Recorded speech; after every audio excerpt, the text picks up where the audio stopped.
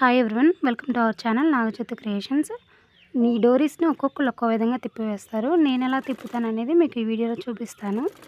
కొంతమంది loop turners use చేస్తారు, కొంతమంది ఏమో నీడిల్ సహాయంతో తీస్తారు, కొంతమంది ఇంకా వాళ్ళు స్మార్ట్ టెక్నిక్స్ యూజ్ చేస్తారు.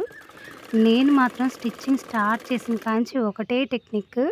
ఫస్ట్ ఇలా డోరీ స్టిచ్ చేసుకోవడం తెలుసు కదా. స్టిచ్ చేసుకున్న తర్వాత ఖర్చు ఉంటే ఎక్స్ట్రా ఖర్చు అనేది కొంచెం కట్ చేసుకోవాలి, లేదంటే డోరీ తిరగడానికి కష్టంగా ఉంటుందన్నమాట. ఇలా చివరి వరకు కట్ చేసుకోవాలి. కట్ చేసుకున్న తర్వాత మన ఇన్స్ట్రుమెంట్ వచ్చేసి చీపురు పుల్ల, అదే కొబ్బరి పుల్లల చీపురు ఉంటుంది కదా, అదనమాట. ఆ పుల్లని తీసుకొని రివర్స్ చేస్తాను.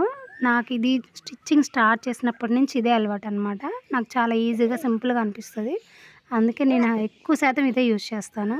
నేను యూట్యూబ్లో చాలా వీడియోస్ చూశాను డోరీ తిప్పేయడం ఎలా అని చెప్పేసి, కానీ నాకు అవన్నీ హార్డ్గా అనిపిస్తాయి. ఎందుకంటే నాకు ఈ ప్రాసెస్ చాలా బాగా అలవాటైపోయిందనమాట. సింపుల్గా ఈజీగా అనిపిస్తుంది, అందుకని నేను ఎప్పుడు ఇదే ప్రాసెస్ని యూజ్ చేస్తాను.